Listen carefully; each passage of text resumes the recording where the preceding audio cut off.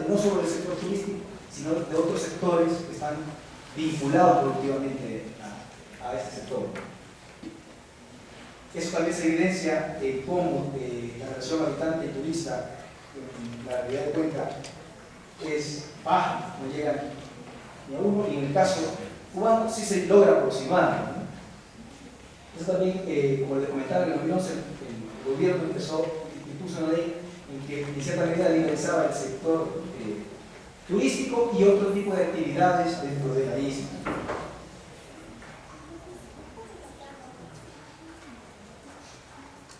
Rápidamente, aquí podemos ver el precio del suelo en ambas realidades y en ambos aquellas áreas que tienen precios iguales o próximos a los $1000 están siempre muy cercanos a elementos patrimoniales y a zonas de alto dinamismo económico, de mucho comercio. En el caso de Santiago de Cuba, tiene el mismo comportamiento y se le agrega un elemento de que está muy próximo a áreas de oficinas del sector público. Como les decía, esta información que revelamos, corregimos desde la parte de la base de datos y lo utilizamos la herramienta GIS, nos permitieron en cierta medida empezar a ver o a tipificar ciertos paisajes económicos, ¿no? Que pueden verlos acá. Paisajes de tipo A, donde se dan, que son paisajes o áreas estrellas, por así decirlo, ¿no? Donde confluyen cero vacancia, altos porcentajes de edificaciones en buen estado y altos precios de la vivienda. Paisajes tipo B, donde emerge ya el tema de patrimonios en estado regular, aparecimientos de patrimonio riesgo y un precio por debajo del precio alto de la renta con respecto al paisaje A.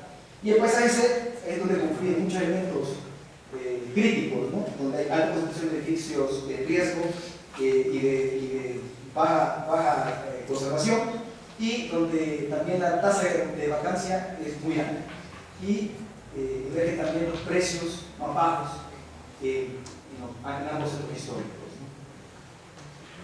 Rápidamente les traslado algunos elementos importantes sobre la significancia de las dos iglesias evaluadas, ¿no?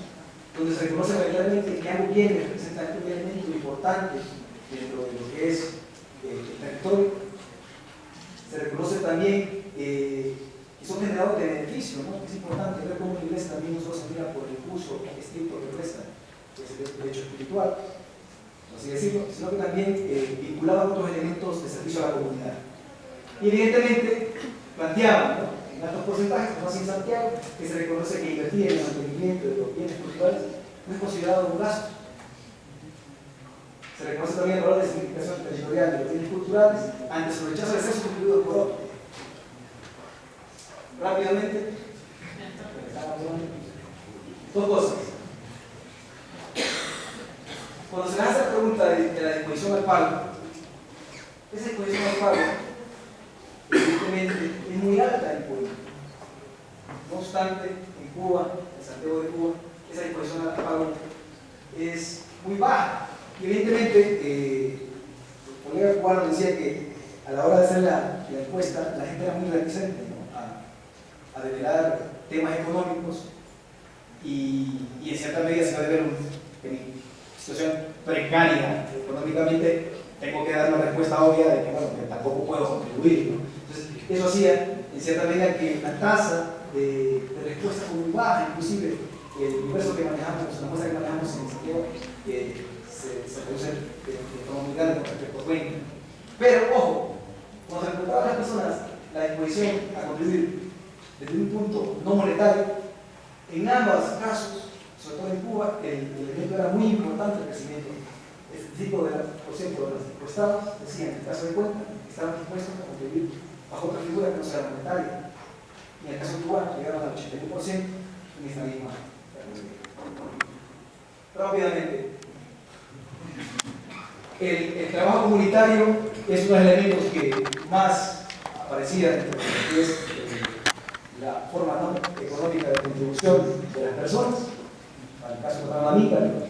Y en el caso cubano, nos damos cuenta que el peso que tiene el sector público y la cooperación internacional es muy alto, donde miraba que era otra de las formas en las cuales se podrían preservar los bienes culturales. Rápidamente, más 4 conclusiones y un elemento más de sugerencia, ¿no? Bueno, evidentemente, cuando hacíamos las entrevistas a los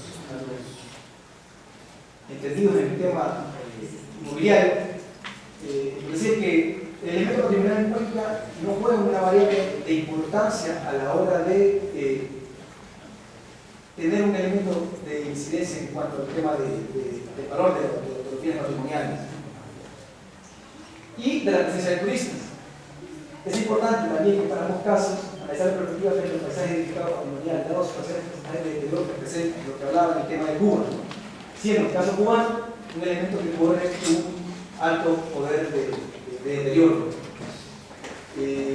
Estoy de acuerdo ahora que los actuales medios de estimación de los bienes patrimoniales a partir de indicadores monetarios no logran expresar de forma determinante, ¿no?, o por sí solos la evaluación de los bienes patrimoniales en el caso de estudio, en donde se ha puesto algo que es una figura de contribución, como se ha visto en las últimas diapositivas, puede llegar a dar una evaluación más aproximada y complementaria al análisis económico.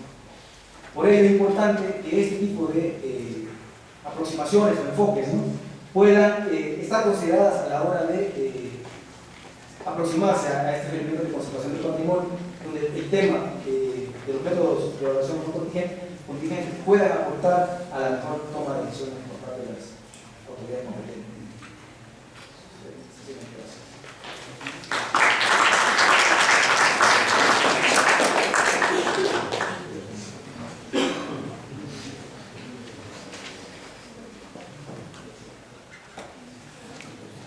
Bien, para terminar la sesión de ponencia de la tarde, invitamos a la ponencia presente del Centro Histórico de Cuenca. Muchísimas gracias por realizar este evento que indudablemente incide en el manejo de patrimonio cultural y cómo nos integramos realmente como trabajo técnico en la práctica con el contenido de la universidad.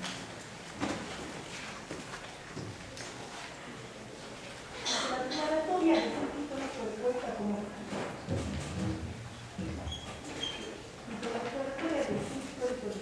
patrimonio cultural de la nación en la década de los 80 y su posterior incorporación al patrimonio cultural de la humanidad, la arquitectura patrimonial de la ciudad no ha logrado consolidarse como tal.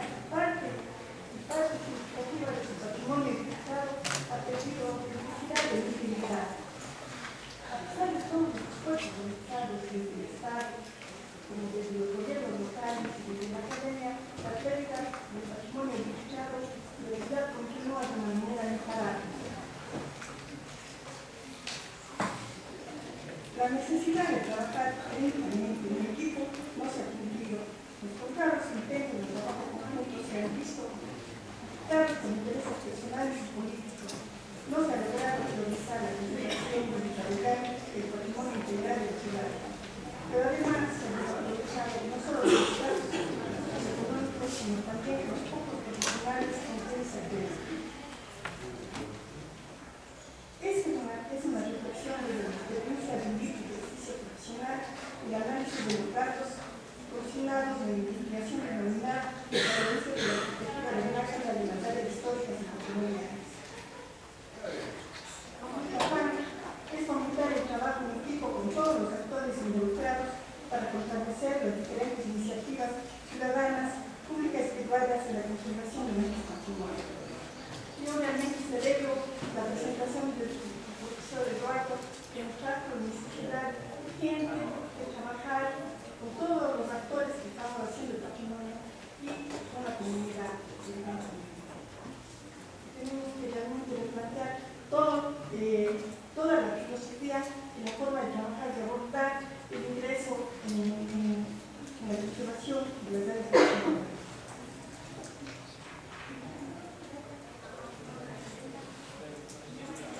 La declaratoria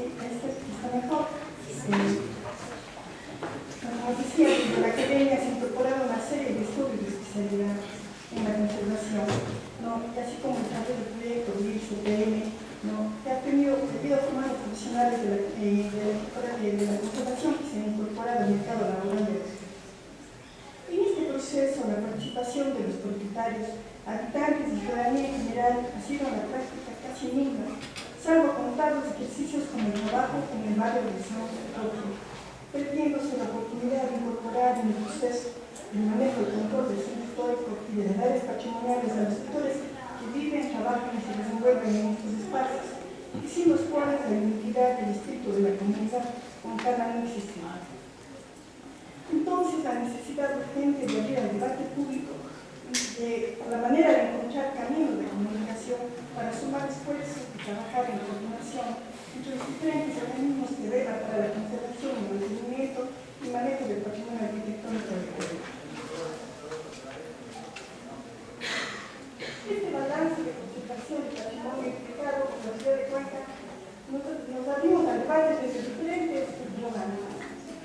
¿Cuántos inmuebles patrimoniales teníamos y cuántos tenemos? ¿Qué perdimos y seguimos perdiendo? ¿Cuánto perdimos? ¿Conservamos la autenticidad y la identidad de los inmuebles patrimoniales? ¿Podemos trabajar de manera coordinada en quienes manejan las políticas de conservación? ¿Podemos dialogar y consensuar entre la academia, los propietarios, los ciudadanos y obreros que viven o quienes modifican patrimonio? No, esas son preguntas básicas que nos van a ayudar realmente a encontrar una manera de trabajar en conjunto, establecer políticas que vengan desde el interior de los propios países.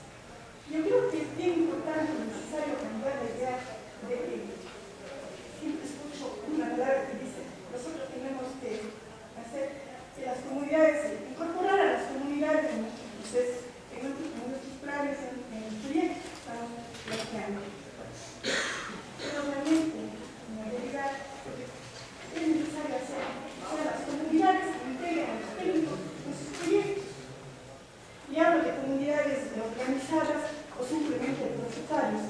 Ellos son los que tienen que integrar a los técnicos dentro de sus proyectos para poder tener una respuesta coherente a lo que necesita la comunidad.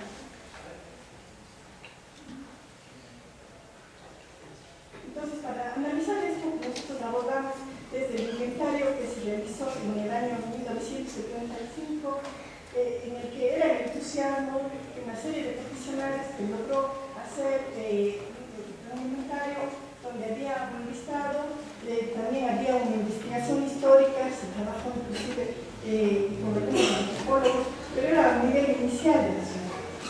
Sin embargo, esto es muy importante y fue fuente para poder integrar archivos fotográficos y de registro que se hizo en esa época.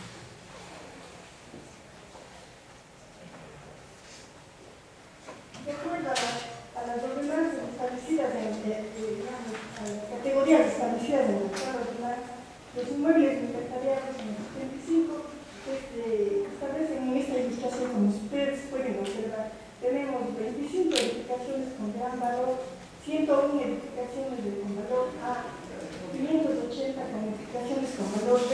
Creo que no he escrito el significado de cada valor de cada una de estas categorías, porque ustedes conocen a qué se refiere. 146 edificaciones con valor ambiental, 169 edificaciones sin valor y 48 edificaciones con valor negativo. Esto considerando los inventarios desde el 75. Un análisis de mayor detalle nos lleva a encontrar que 459 inmuebles están auténticos, 302 inmuebles están alterados y 287 han sido sustituidos. Una gran parte de las alteraciones que se realizan en los inmuebles se refiere al uso, al cambio de uso. Se hacen parqueaderos, se hacen bares, se hacen comercios, la vivienda va reduciéndose en áreas, se sacan edificios educativos fuera del centro histórico de la ciudad, y eso implica que las áreas aledañas a estos edificios se van despoblando paulatinamente.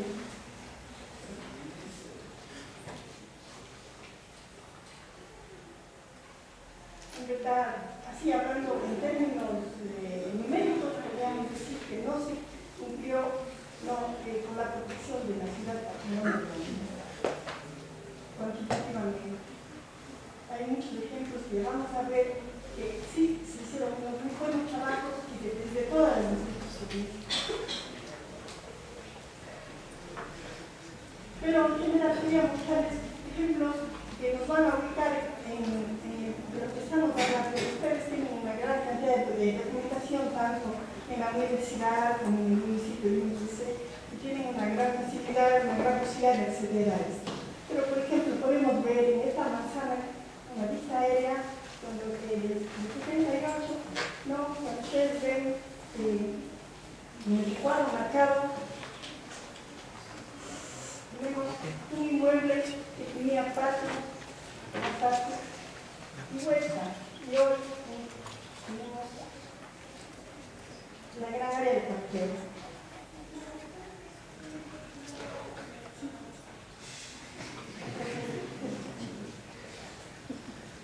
Pueden observar este cambio muy evidente. Tenemos en otra manzana, de igual manera, el cambio de uso que se tiene, cómo va generando, son documentos que no solamente deberían estar en los archivos, sino en las comunidades. Ustedes ven aquí fotografía histórica, como el día nos dijo en la mañana, frente a lo que se va proponiendo, digamos, sustituyendo. Esta fotografía a mí me encanta más, y me va a decir por qué. Porque esta fotografía histórica que ven acá es una evidencia de cómo fue y cómo está ahora. ¿Por qué es importante esto? Porque nosotros hablamos un lenguaje técnico entre técnicos, pero estoy seguro que para las comunidades seguramente está mucho mejor, para la comunidad está más la fotografía de 1900, digamos del 2017. ¿Por qué? Porque nosotros como técnicos entendemos que el uso de materiales adecuados, además, sepa la página de las certificaciones, y eso es lo que da un valor agregado, pero además un valor estructural, porque no se desgrega la fila de los valores. Como en el caso de abajo es un muy buen ejemplo que recién en el 2017 el municipio actuando en su momento justo pudo detener esta intervención y el propietario sí retiró y volvió a colocar el reboque de barro que fue sustituido por la barra ambiental. Entonces tenemos ejemplos de lo que estoy hablando. A mí me gusta. Tenemos así.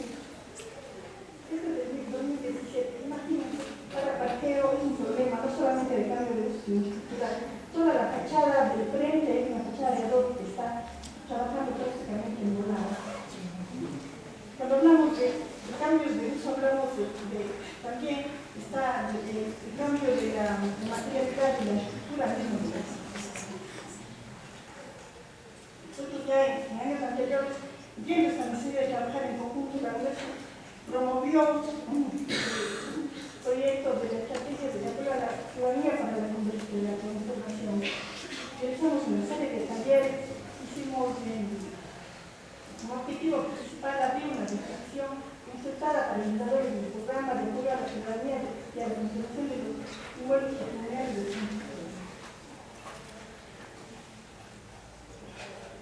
En síntesis, este proyecto que propusimos fue el consenso también en la universidad, participó también en el municipio de INPC, la ciudadanía, aspectos fundamentales, que era la creación de un banco de materiales, la creación de la cuadrilla SOS para intervenir en el momento justo cuando el inmueble está cayendo en un furia, y la creación de una oficina de asesoramiento profesional que estuviera involucrada todos los entes que estamos trabajando en el control de todos los procesos, para que la comunidad pudiera tener asesoramiento a tiempo mucho antes de que necesite hacer una intervención. Así nosotros podemos facilitar las posibilidades de hacer una intervención correcta en un bien inmueble, no solamente relacionada con la arquitectura, sino con los usos.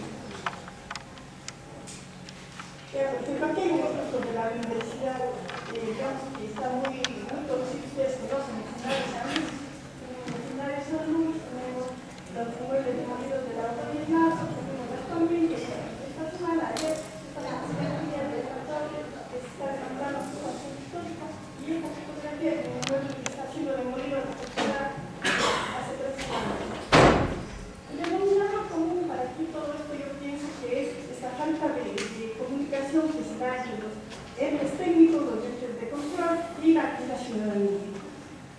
ejemplo aquí. Cuando nosotros hablamos de, voy a recordar que la mayor problema que se pasó en el San Luis fue después del sismo, que lamentablemente las autoridades políticas no tuvieron el tacto para hablar. Y pusieron en el periódico que este inmueble que es de propiedad de la curia iba a ser parte del Ministerio de Defensa, iba a pasar la convención. Entonces la iglesia se cierra frente a eso y empieza a actuar aisladamente, de una manera que si hubiera habido alguien que hiciera un líder para control, no se hubiera producido lo que se produjo, que no es solamente un tema estético, es un tema histórico aquí, que perdieron valores estéticos, históricos, que a la comunidad le parece, como no desconoce, dice está bien hecho, está bonito, nos está cayendo bien, pero nosotros como técnicos sabemos que existe un pilar, por ejemplo. Eso sí, la gente entiende con facilidad porque el pilar de madera está dentro del subsuelo, está anclado, no está articulado como es una estructura natural de una estructura de adobe. ¿No? Entonces, si la comunidad ve esto, va a entender, pero si le hablamos a la comunidad, se perdió la página de la pintura tabular, que se incorporaron zócalos, no es un enfoque que se maneja en términos, digamos, los técnicos tenemos un nivel muy alto que deberíamos bajar de nivel para nosotros como ingenieros civiles para que la importancia de lo que estamos hablando sea entendida. En este caso, por ejemplo, el propietario que adquirió este inmueble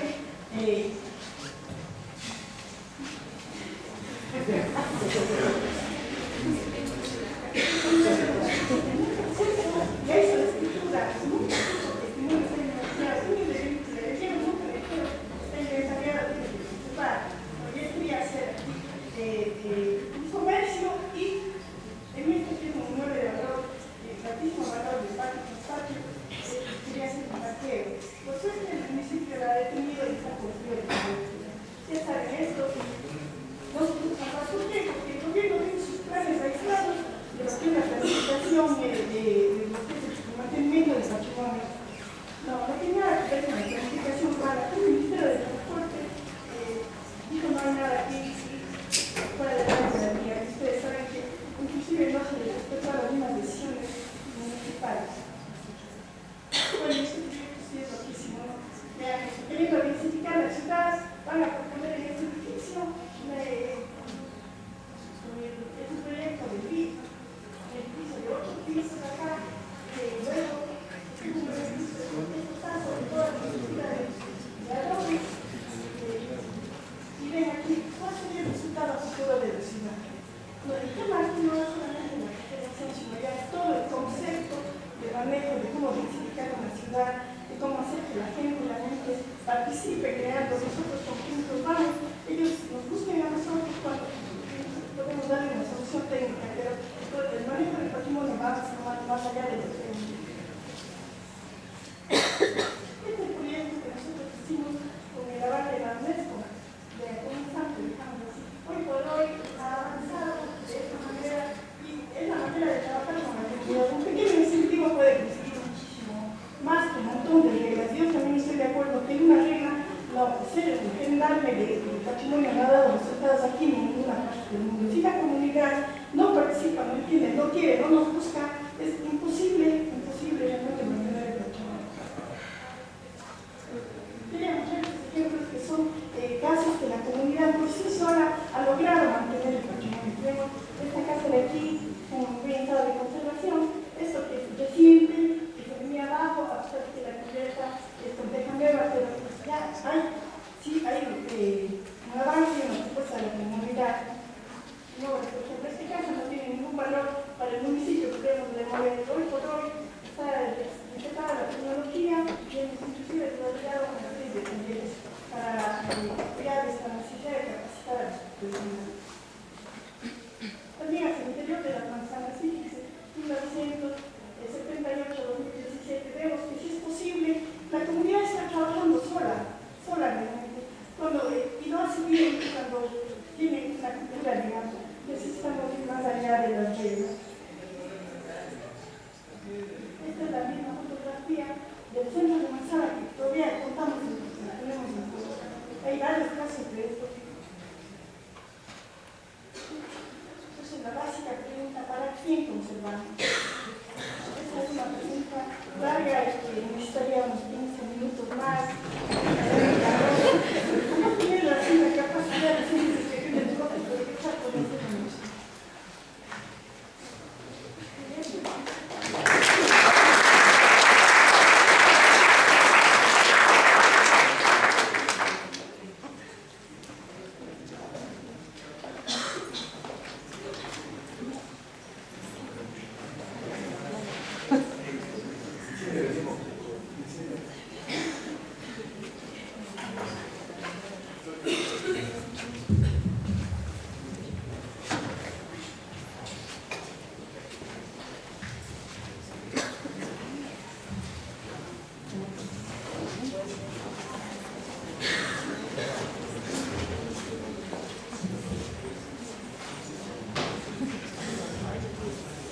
Bien, les invitamos a pasar a los distinguidos ponentes para abrir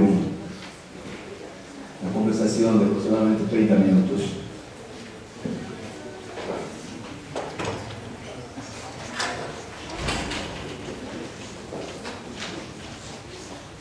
Bien, para poder incentivar el diálogo, yo me voy a permitir rápidamente sintetizar lo que aquí se ha dicho en la tarde de hoy.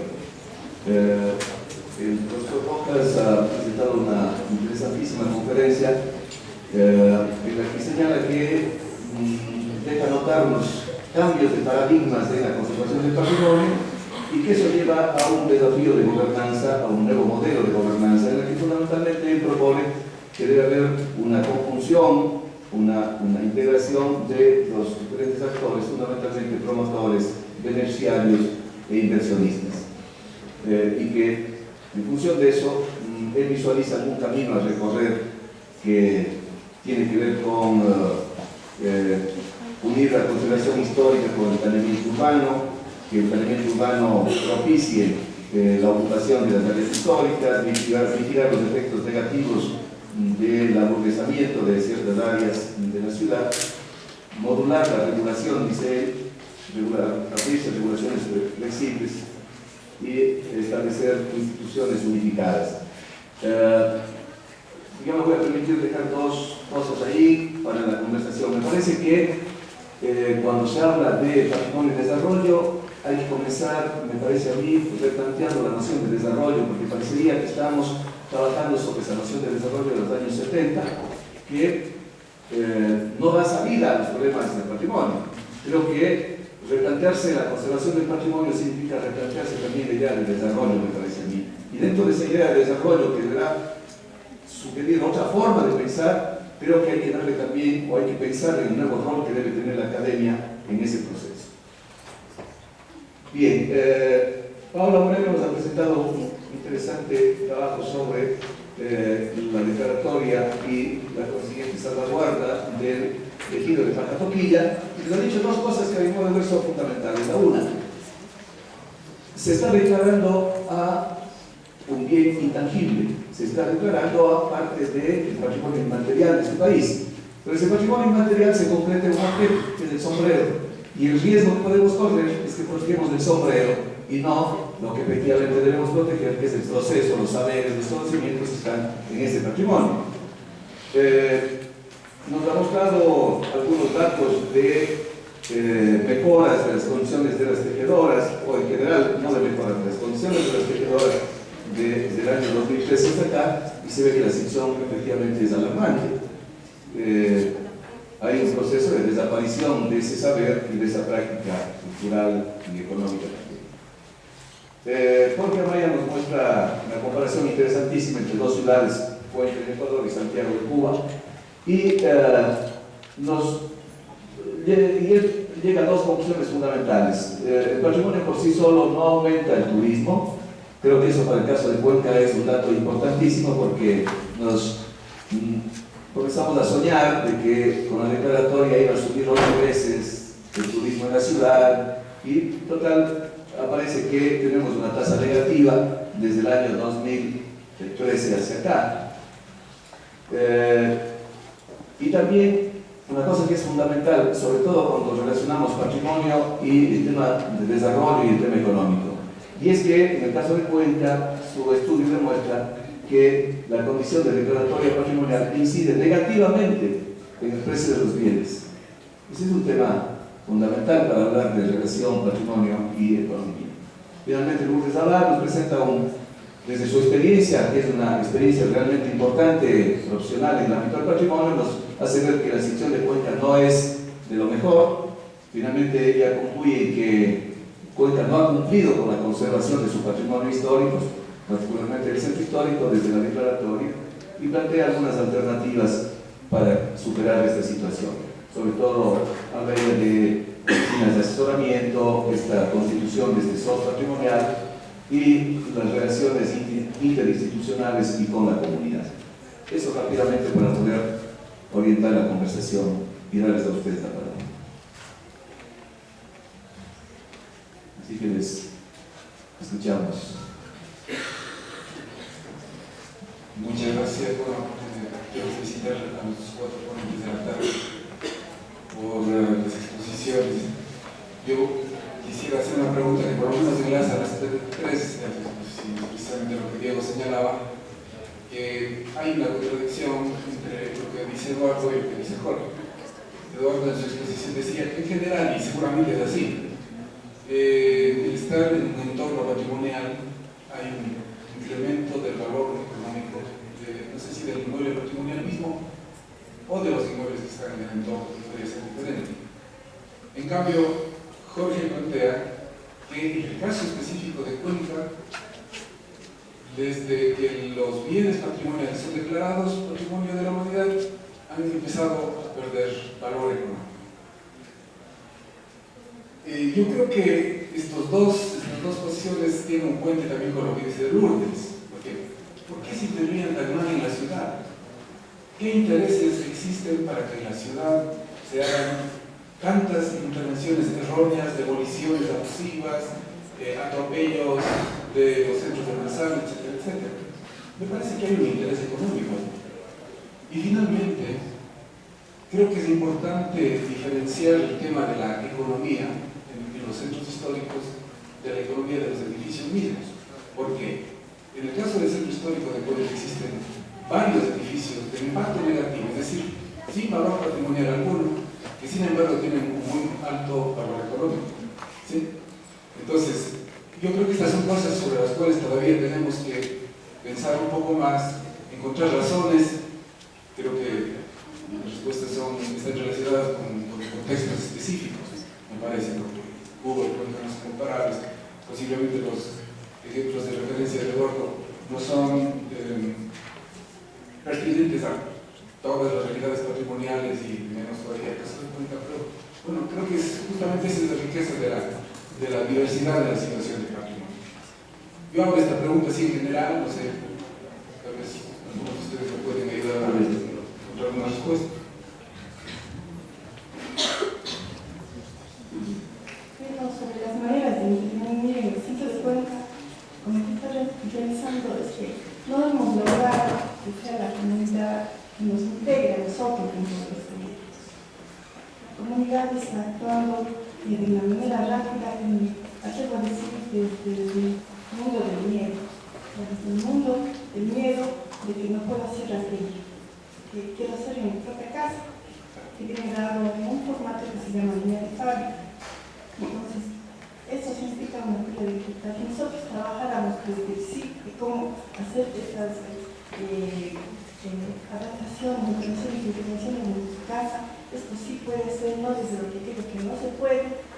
Ahí sí la comunidad nos integraría, pero la imagen que se tiene, que tenemos los técnicos frente a la comunidad, es que primero técnicos especialistas deben de ejecutar carísimo. Y claro, si uno ve la mayoría de discursos que se conocen se refieren a edificios públicos de alto valor de intervención, como museos, iglesias o inmuebles municipales con presupuestos altísimos, o sea, arquitectura de tierra, que tienen gastos administrativos también muy altos. La comunidad cree que todas las labores de conservación y de manejo del patrimonio son muy altos y no nos buscan. Es porque de alguna manera no se ha llegado a la gente desde la información. Tenemos nosotros como estudiantes, desde que éramos estudiantes hasta en la en el municipio de IPC, pedimos información, pedimos acceso a sus inmuebles, pero no estamos a repetir ni siquiera con información de las fortalezas que tiene cada bien. Entonces, para mí me dicen, usted no esto, o sea, usted no esto, usted no aquello, solamente si hace eso. Entonces, yo creo que es una de las formas de actuar. Realmente, para mí, creando esta oficina de saneamiento profesional que incluye a todos los grupos que están manejando las políticas públicas para la conservación, toda la comunidad. A partir de ahí, creo que la comunidad nos está Un breve comentario sobre muy interesante todo esto bastante, la verdad que el panel difiere de sus bueno. Yo soy una referencia muy genérica, obviamente, y me estaba primero quizá pensando en casos más esposos, donde existe una demanda por la organización central, que una demanda solamente dispuesta a pagar. Cada centro tiene su historia, tiene su propio devenir, y por muchos años, América Latina, porque si no queremos una América Latina por el momento, un abandono completo de los centros históricos. Dejaron de tener una función, las familias necesitaban otras casas, necesitaban acceso al auto, jardines, etc. El caso más notable es el centro histórico de Cartagena. En el año 55 estaba abandonado, no quedaba nadie, quedaban apenas las funciones de gobierno. Incluso, como estaba todo por allá, ahora se conocía como el corralito de piedra. Sin embargo, hubo un proceso bastante llevado adelante por la élite económica del país, por el novismo, muchas cosas, que lo repobló. La forma como repobló no es tan sostenible porque es muy temporal, una serie de problemas, pero se rehabilitó, se recuperó. Entonces salió de un sitio en otro y las propiedades llegaron a valer y llevan en evidencia muchísimo plata. Entonces hay que ver en qué sitio está esa historia. Está todavía en el sitio del abandono, con las familias que todavía están teniendo que vivir la periferia, y vivir en un centro de localización. Está siendo tomado por los inmigrantes recientes, que es lo habitual, el centro del centro de Manhattan, en 1910, Manhattan, 30, Manhattan estaba ocupado por inmigrantes irlandeses y polacos. Entonces, esa población tenía ciertas necesidades extraídas de estas cosas y las propiedades reclamadas. Cambio el sitio. Lo importante, yo creo que lo puedo decir con mucha claridad, en el sentido de tenemos que saber qué queremos hacer con nosotros, para qué queremos hacer histórico, qué estamos nosotros. Y de ahí empezar a tomar medidas proactivas. El hecho de que no aumente el turismo, por ejemplo, es simplemente porque no tiene ninguna actividad de promoción del turismo, ni ningún esfuerzo concertado para el turismo. Algunas ciudades han revertido sus procesos con razones concertadas. La visión de largo plazo, dónde queremos ir, dónde queremos estar, tiene muchísimo que ver con lo económico, la propiedad. Tiene que ver con el valor de la propiedad es la actualización del futuro de los años. El futuro es muy importante en el valor de la propiedad. Bueno, yo por aportar ese análisis un poco dialéctico, ¿no?, que planteaba, llegar a esta conclusión, para el caso de Cuenca nos apoyamos justo en el sector inmobiliario, ¿no?, en expertos, considerando de que evidentemente lo que es la Cámara de Construcción establece un precio referencial de metro cuadrado construido, más no así en el caso de los edificios antiguos, donde según los expertos integran o indexan a ese precio unos elementos correctores, que llaman, ¿no? Un elemento corrector que inclusive voy a trasladarlo literalmente para que quede constancia de ello, que en esa medida es donde el elemento patrimonial afecta grandemente, ¿no?, ese elemento de que es atractivo o no. Y dentro de estos factores de corrección tenemos, ¿no?, su ubicación o proximidad dentro de lo que son plazas y avenidas cercanas, ¿no?, el precio aumenta en función de la proximidad que estos edificios antiguos patrimoniales tienen. El estado de conservación de los mismos, otro de los factores los cuales se ajusta el precio. Sistemas de construcción y arquitectura. Evidentemente, en otro estudio que hacíamos, uno de los grandes paisajes dedicados que tiene la ciudad de Cuenca es ese patrimonio austero, ¿no?, y es uno de los que se mira, pues, ajustado ante la materialidad de esa construcción. la edad del edificio. Y dice, este aumenta en las medidas, o el precio se reduce en las medidas de la edad del municipio. Y otro elemento que es claro, evidentemente lo hemos visto, ¿no? Es la parte soft que tiene la economía, que es la parte institucional. Y no solo por la parte restrictiva del cuidado o de la no permisibilidad ante la preservación o el cuidado del patrimonio, sino que la otra cara de la moneda, ¿no? Los incentivos que hay para que aquella persona que tiene una edificación patrimonial de la tipología que sea, se vea abocada a mejorarla, respetando ciertas normativas, evidentemente, sabiendo que está invirtiendo, no que se está generando un elemento de desinversión.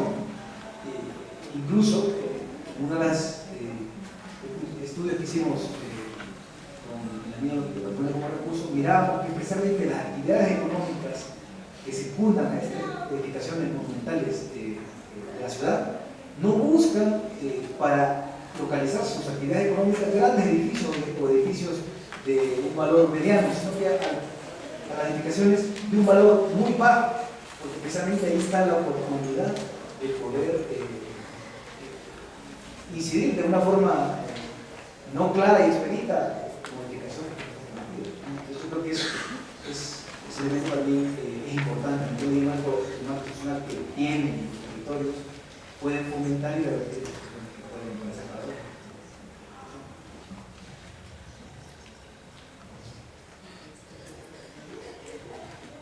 Una intervención. Les hago notar en el caso de Cusca, los que hacen avalúos de construcción tienen unos factores de ponderación y los factores de castigo, que les llaman. Si una edificación es patrimonial, automáticamente le aplican una disminución, ellos llaman castigo en su precio, entre el 10 y el 20%. Así funciona, pues. Entonces, la misma casa, exactamente la misma casa, del mismo año, en la misma zona, dos casas contiguas, si la una está declarada patrimonio y la otra no lo está, la una vale el 20% menos que la otra. ¿Y alguna intervención, por favor?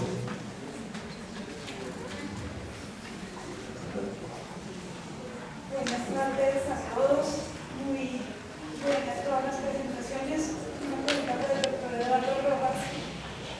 Yendo en la línea, estoy muy de acuerdo en que los estudios urbanos y las tendencias de gestión del patrimonio van como por el patrimonio urbano, ¿no? Van como por lados distintos, y que hay ciertas herramientas que desde los temas urbanos se están empezando a identificar centros históricos que a veces parece que las entidades encargadas, responsables o que proporcionan este patrimonio no incorporan en sus discursos. Y esta es una pregunta de mi ignorancia. Por ejemplo, entidades como UNESCO, ¿cómo consideran, abordan, entienden procesos como gentrificación o burguesamiento, procesos como turistificación? Ahora está emergiendo la turisfobia, si no estoy mal, procesos como tuburización. Esos elementos, ¿cómo se están abordando desde este tipo de entidades? Gracias.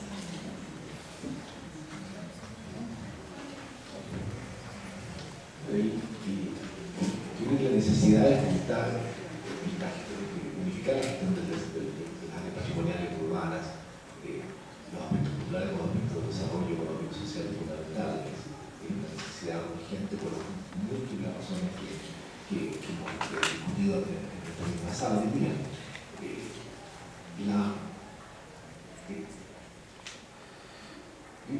Yo creo que lo que nos cuesta encontrar en las entidades de cultura a cargo del patrimonio es una visión de futuro en el territorio. Hay una visión del año pasado y cómo lo queremos conservar, pero no cómo lo queremos desarrollar. Yo creo que eso afecta la cadena completa de valor. Un lado. Ese sería un cambio bastante fundamental. La segunda cosa es el tema del equilibrio. Porque la visión del equilibrio junto con el equilibrio es decir, bueno, hasta dónde puede esto crecer, hasta dónde puede desarrollarse, cuál es la capacidad de carga del lugar para sostener su patrimonio. Y ese puede estar muy lejos de lo que el mercado quiera determinar o demandar. Evidentemente, en una demanda en un mercado inmobiliario sin ninguna protección, lo más probable es que los usos que van a poner ahí son estacionamientos o bodegaje o cosas por el estilo que son negativas por los climas y que obviamente tampoco contribuyen a un mejor futuro del centro de la ciudad. El equilibrio también viene por el sobreuso, de lo que hemos hablado. Es notable constatar que el año pasado la ciudad de Barcelona puso una moratoria en la construcción de todas las patentes de bares, restaurantes en el centro histórico y prohibió completamente todos los Airbnb y todos los usos de departamentos que estaban deteriorando la calidad de vida de los residentes a un grado que hacía el lugar no vivible para los barceloneses. Es una medida que quizás llegó tarde, a lo mejor en cierta medida, pero refleja que hubo un punto que decimos, el equilibrio se sobrepasó. Yo creo que esos son los factores y las medidas que van ayudando a estabilizar los centros históricos y llevarlo en la dirección que se quiere. Siempre tengo la imagen de que el centro histórico de la patrimonial, por todas sus delicadezas, por todas sus fragilidades, por todas sus peculiaridades, se asemeja mucho a un enfermo de la unidad de intensivo en el hospital. Aquí están pidiéndolo permanentemente, que está cambiando las recetas a cada minuto para sostenerlo en el mercado. Son áreas que requieren una alta intensidad de manejo y de gestión para sostenerla. Donde no lo hay o donde se escapa, tienden a ocurrir los símbolos como el de Venecia o el de Barcelona. El último punto es la visión del futuro. Tiene una visión de toda la comunidad y toda la sociedad, y estoy seguro que tiene una visión bien formulada. Lo que se va a querer tener en un centro histórico, como en cualquier otra parte de una ciudad, es diversidad. Diversidad de ocupantes, diversidad de usuarios, diversidad de ideas, espacios de intercambio, porque eso es lo que se busca. El problema del amonizamiento, gentrification, va en la dirección incorrecta, va en la dirección de quedar un tiempo exclusivo y desplazar a la diversidad de ocupantes que tenía la histórica. Eso se ha visto en muchas partes, en la cuestión de Sudamérica, yo creo que se puede mitigar, pero también de nuevo requiere un poco la actitud de la comunidad de tratamiento intensivo. Hay que empezar a aplicar los remedios y las medidas y las maquinarias que permitan eso. Y en general tiene que ver con la promoción de vivienda económica a través de mecanismos que son con fuerte intervención pública. Hay un ejemplo en algunas ciudades norteamericanas donde se está promoviendo mucho a los proveedores de vivienda social como parte de la provisión de vivienda de mercado, bajo la fórmula de subsidiar a la piedra, como es decir, la ciudad subsidia la construcción de edificios de departamentos del 10 o 15% a cambio de que el inversionista ponga un 10 o un 15% de los departamentos por un periodo de 10 años en el precio reducido para que a los 10 años son de mercado y eso es lo que hace que el centro sea sostenible y viable en la medida que se vaya incorporando. Esa es una medida migratoria que funciona en una economía o en ciudades donde el bajo ingreso es menos del 10% de la población. Cuando se pierden las proporciones, las medidas que se adoptan. Pero lo que quiero terminar diciendo es que la visión es muy importante y es que quizás está faltando cuando las entidades que discuten estos temas no incorporan a la comunidad, a los habitantes y a los ciudadanos, y además tienen una actitud estática sobre lo que es patrimonio, no pueden incorporar las visiones de cambio que involucran cualquier visión de futuro.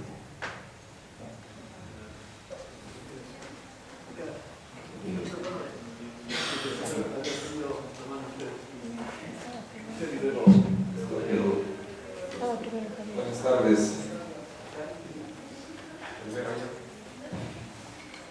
La compañera al lado de Gina habló hace un momentito, está alzando la mano ahí, nos había pedido la palabra y luego cedemos la ley de orden.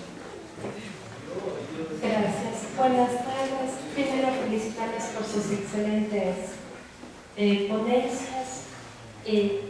Un pequeño comentario desde el punto de vista, tanto desde la oportunidad que tuve de vivir trabajando 2 años dentro de una institución pública como desde afuera.